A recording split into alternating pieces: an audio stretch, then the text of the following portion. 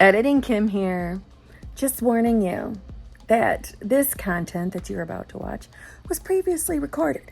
So if you notice the pillows in the back, maybe they're Halloween, maybe they're Christmas. I'm not sure what video is going up today. That's just because that's when they were recorded. I don't have Christmas cushions up. These are winter. Okay? So don't panic. We don't still got Christmas up.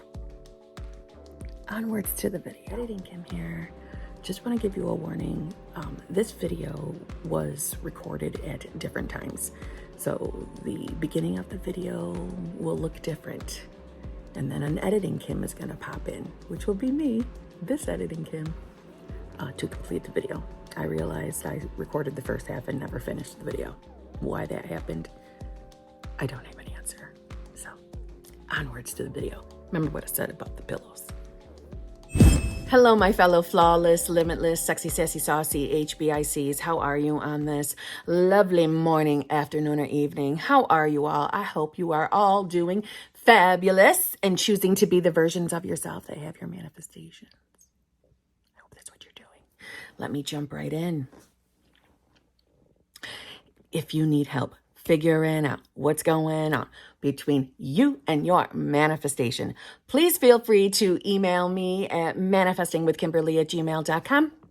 All of my coaching options are in the Dropbox below. They're in the screens that just went by.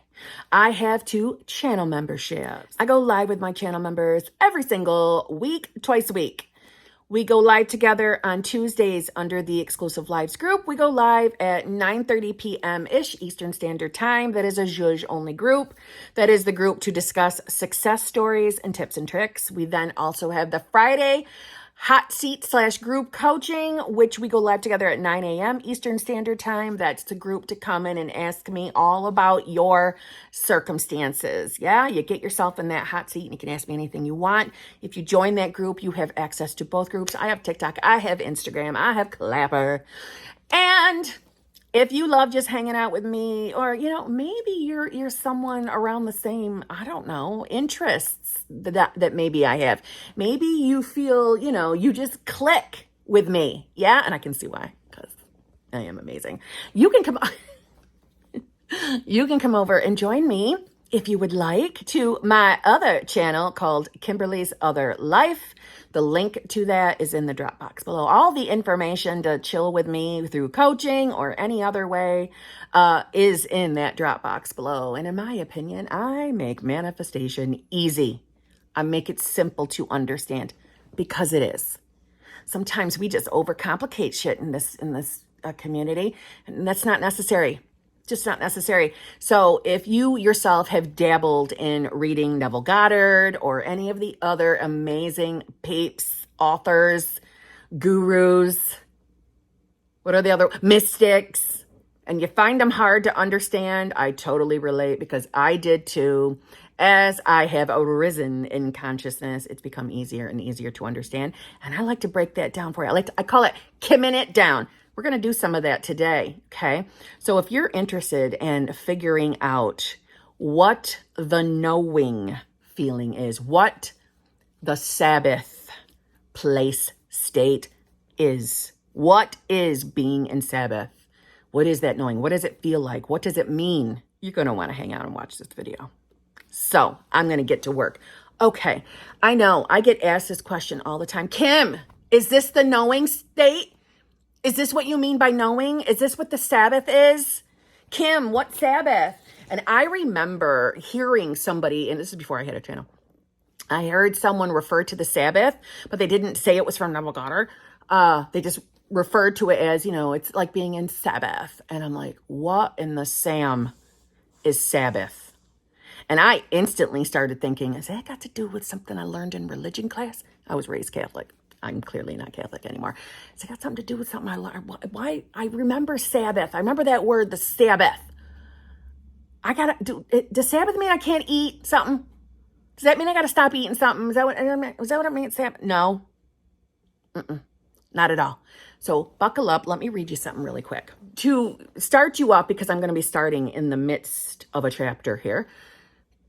when we are talking about manifesting and, getting whatever you want, we are referring to you becoming the new version of yourself. Or you can look at it as you are shifting your state of consciousness. You are choosing a particular state, the state of which you have what you're manifesting. Okay. So when you're hearing me refer to the word consciousness within what I'm about to read you, this is what we're referring to: becoming new self. Okay. A proof of this established consciousness is given you in the words, "Thank you, Father."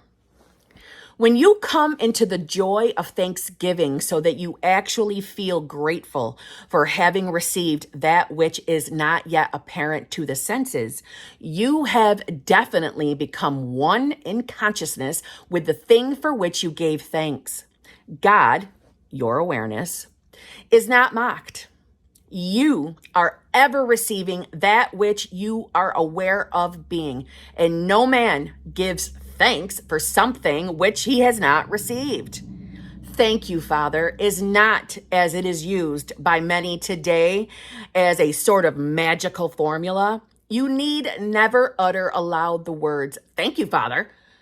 In applying this principle as you rise in consciousness to the point where you are really grateful and happy for having received the thing desired, you automatically rejoice and give thanks inwardly. You have already accepted the gift, which was but a desire before you rose in consciousness, and your faith is now the substance that shall clothe your desire. This rising in consciousness is the spiritual marriage where two shall agree upon being one, and their likeness or image is established on earth. For whatsoever ye ask in my name, the same give I unto you. Whatsoever is quite a large measure. It is the unconditional. It does not state if society deems it right or wrong that you should ask it. It rests with you, the individual. Do you really want it? Do you desire it? That is all that is necessary. Life will give it to you is you ask in his name. His name is not a name that you pronounce with the lips. You can ask forever in the name of God or Jehovah or Christ Jesus, and you will ask in vain. Name means nature. So when you ask in the nature of a thing, results ever follow. To ask in the name is to rise in consciousness and become one in nature with the thing desired. Rise in consciousness to the nature of the thing, and you will become that thing in expression. Therefore, what things soever ye desire, when ye pray, believe that ye receive them, and ye shall receive them. Praying, as we have shown you before, is recognition. The injunction to believe that ye receive is first person, present tense. This means that you must be in the nature of the things asked for before you can receive them. Okay, so to Kim down that first portion I just read to you, I just want to tell you that I read that to make you understand, or help you to understand, that when you are using your manifestation techniques, you are using them to help guide you, to help you become, or to help you step into the state of consciousness that is the version of you that has what you're manifesting. So if you are manifesting a specific person, and let's just say, for an example, you're manifesting marriage with your specific person, then your wish fulfilled, or your state of consciousness, or your version of self that you are attempting to be, is the version of you that is married to your person. Now, there is never anything wrong with thinking, I am going to be married to this person. Nothing wrong with the tense. I know Neville just mentioned something about the first tense, but I can assure you tense doesn't matter unless you believe it does. So the goal of manifestation techniques, I really want you to hear this. because this is big. The goal of your affirmations, your visualizations, scripting, embodiment is getting you to rise in consciousness until you get to the state or version of self that knows that you are the version that shall experience being a wife or being a husband. So again, let's say you're manifesting money.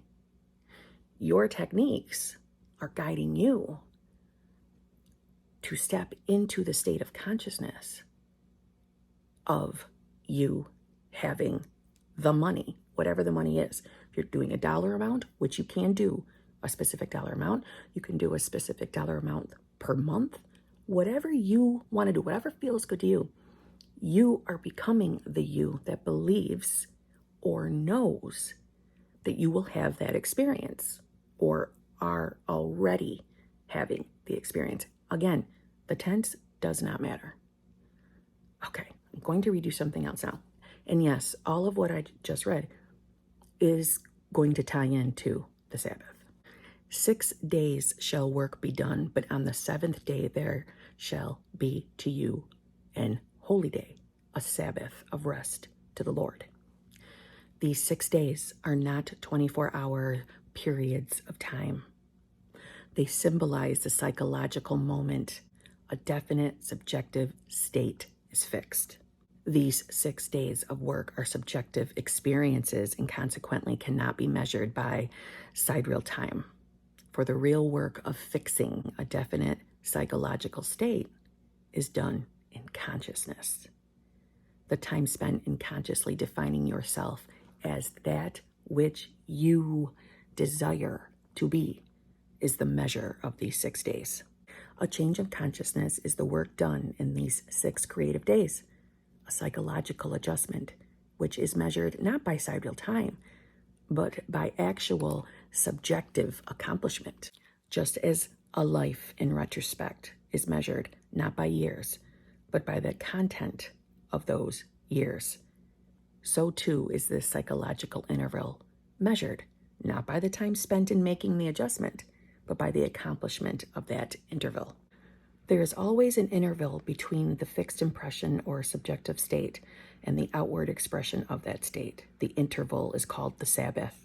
The Sabbath is the mental rest which follows the fixed psychological state. It is the result of your 6 days of work.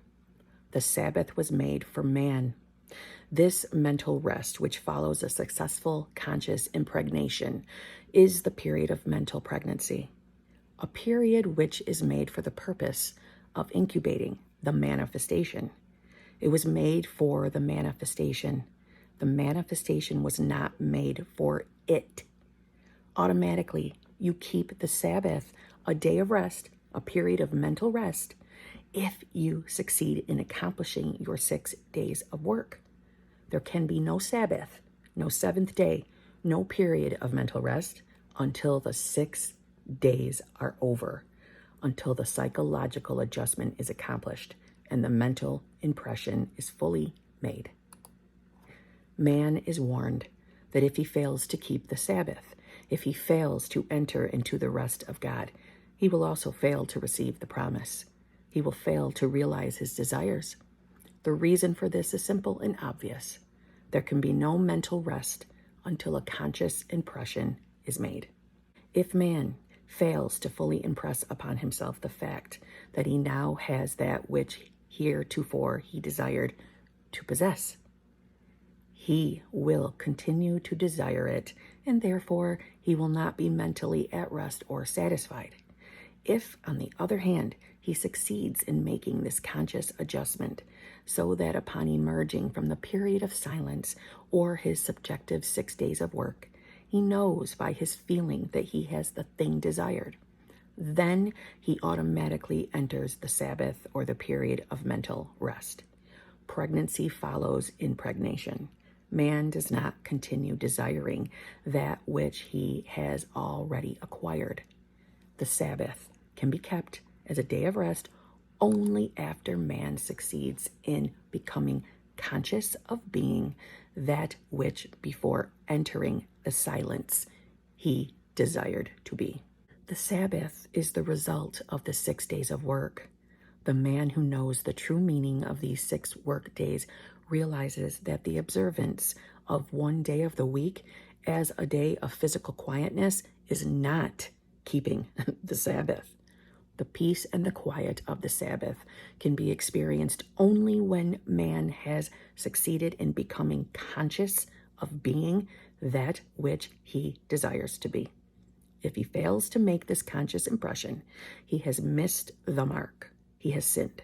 For to sin is to miss the mark, to fail to achieve one's objective, a state in which there is no peace of mind.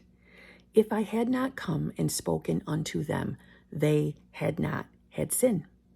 If man had not been presented with an ideal state toward which to aim, a state to be desired and acquired, he would have been satisfied with his lot in life and would never have known sin. So, what Neville was saying, first of all, I don't want anybody to panic, because I'm sure the way that just sounded, it's like, oh my God, if I don't perfectly believe that I'm going to have this manifestation, it's not going to come. No, he's talking about getting into, embodying the version of yourself that has the desire. In other words, it's not about, and this is why Neville makes this very clear in this book, but just not in the little section that I just read to you all. He makes it very clear that it is not how long you hold a state of consciousness or getting into the version of yourself. Doesn't matter how long you hold it. I mean, don't get me wrong. Would it mentally feel better to be that version of yourself or be in that state 24/7? Well, of course it would. Of course it would.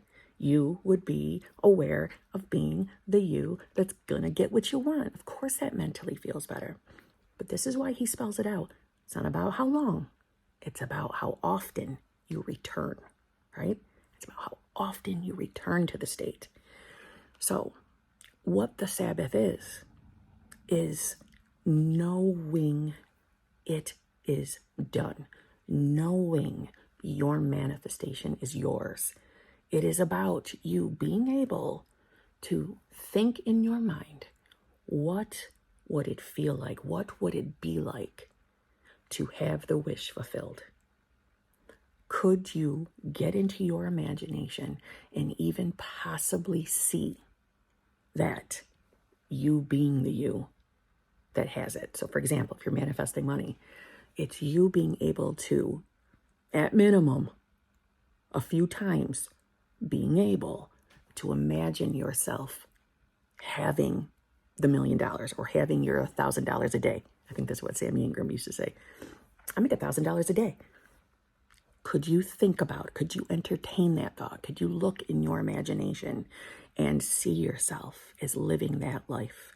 Or if you're affirming it, and when you're affirming, you're really seeing yourself as having the thing you're affirming for, even if it's a person. Can you imagine what life would be like if you had it? What it would feel like to be in the relationship? It's not about chasing the feeling of the knowing. You won't need to chase it. You see what I'm saying? If by repetition, you are consciously choosing to imagine yourself. Now listen, when I say imagine, that doesn't equal only visualizing. That means if you're sitting and scripting, and while you're scripting out your either affirmations, or maybe you're scripting out a scene of you and SP being together, or you spending the money, or looking at your bank account, in those moments, as you're thinking, as you're writing, that's you getting into your imagination. When you're affirming, right? I am the version of self that's in a loving, fulfilling, committed relationship. In that moment, as you're saying it, you allow yourself to possibly believe that you are now that self. It is those moments that matter. So hitting Sabbath is comfortably knowing that it's done. because creation is finished. So, in other words, we're not really creating anything. We're manifesting. We're bringing it forth into the 3D reality. And technically, from my perspective, we're not even doing that. We're actually just hopping to the reality or to the timeline of you having that desire. You see, most of us get wrapped up in logical thinking. Well, Kim, I don't see any signs in my 3D that anything's happening. I don't see any movement. So I don't think it's working. So that's the state of consciousness you're choosing. That's what your awareness is on. I don't have it. It's not working. I don't see anything in my 3D. So therefore, I am not that version of self. Well, that's who you're deciding to be. And you know that so well, right? You're so convicted that your manifestation isn't working. You're in Sabbath of that state, of that reality.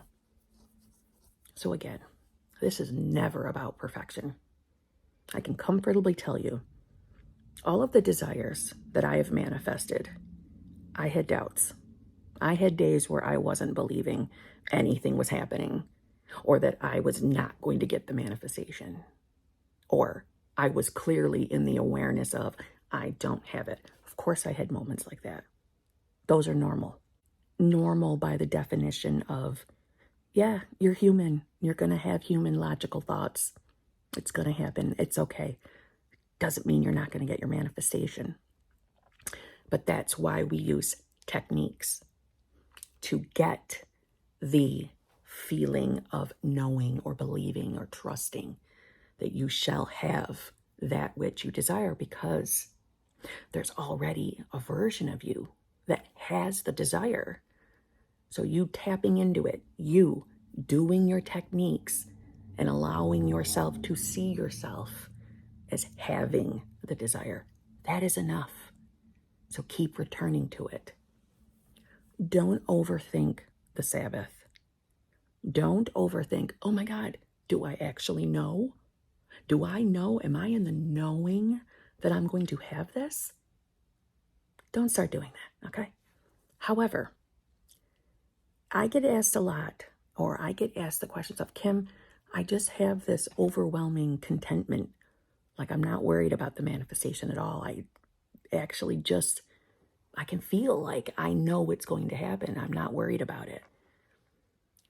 From my personal experience, once that moment happens where you become aware that you know you're going to get it, from my personal experience, any time that I've gotten to that place, that comfortable contentment, that I don't need to do any techniques, I don't need to affirm, I don't need to visualize or script, I just know I'm going to get it. It's not too far in the future that the manifestation appears in the 3D. That's been my experience. There's been plenty of manifestations that I really didn't even consciously think, oh, I know I'm going to get this. If anything, I just got distracted and wasn't thinking about the thing and it showed up. So this is why I say, don't overthink it.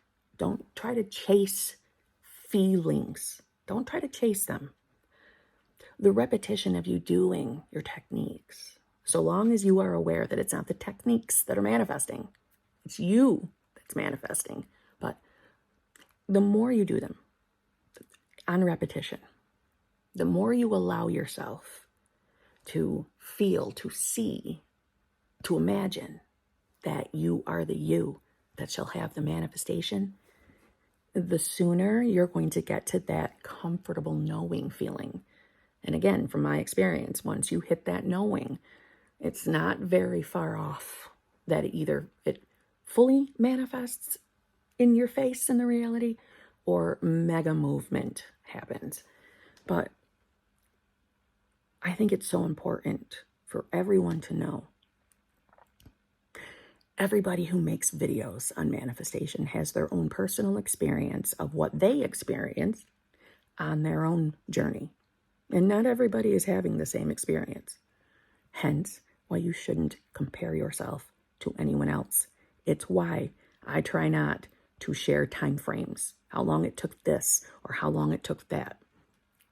If you've ever noticed in my videos or in my live streams when I'm asked that, I kind of generalize the answer because I don't think it's doing you a service to have an exact time frame down to how soon Kimberly manifested something. I don't think that's helpful because keep it real, as humans, we are conditioned to begin comparing ourselves to others. And that's not what this journey is about. This journey is about you changing self, your individual self. And your individual self doesn't have to be or do exactly what Kimberly does in the videos or what any other person in videos does. This isn't about you copying word for word what that person does or what I do. This is about finding what works for you, what feels good to you. So don't overthink the Sabbath. But I will admit that, again, this is me repeating it. Once I got to the place of comfortably contently knowing, like, yeah, I know I'm going to get this. I don't know how, I don't know when, but I know it. I know I am this version of self. I know I'm the me that's going to have it. I know something is about to pop in my reality. Every single time I've gotten to that place, yes, it was not very far off that it fully materialized in my 3D. So the Sabbath is just the period of time where you don't feel like it's necessary for you to do any of your manifestation techniques. You just have an overwhelming feeling like, yeah, I know it's mine. I know I'm going to get it. I'm not worried about that manifestation anymore. I'm not worried about manifesting my person. I'm not worried about the money coming. I just know it's going to happen. And I don't know why I know it. That's the Sabbath. And I also want to mention before I go, if you noticed or paid attention to the specific line where Neville was discussing what sin is, and if you didn't pay attention, let me reread it for you. The peace and the quiet of the Sabbath can be experienced only when man has succeeded in becoming conscious of being that which he desires to be. When you become aware that you are the you that's gonna have what you want. If he fails to make this conscious impression, he has missed the mark. He has sinned. For to sin is to miss the mark, to fail to achieve one's objective, a state in which there is no peace of mind. If I had not come and spoken unto them, they had not had sin. If man had not been presented with an ideal state toward which to aim, a state to be desired and acquired, he would have been satisfied with his lot in life and would never have known sin. Sinning, is really you not deciding to be the you that has your manifestation. It's you just giving up on your desires. It's you just accepting less for yourself. For example, if you're someone that is desiring to manifest, I don't know, $1 million or $1,000 a day, if that's your inner desire, and you know it's your desire to have a lot more money than you do right now, but you don't allow yourself to do any techniques, or you don't allow yourself to get into the state of you having an abundance of money or $1,000 a day or $1 million, and you just give up on it because, manifestation isn't real. That's not going to work. It's just fake. I don't want to give this a chance. This is dumb. I'm only going to be let down. That's you sinning. Not going after your desires. And by going after, I mean just allowing yourself to imagine you having what you want. You giving up and just going back to living your boring ass, muggle, basic bitch 3D life is you sinning. This is why Neville has said and any other amazing person that has discussed this topic, that what you desire desires you. You are meant to have your desires. You are meant to have what is burning inside of you.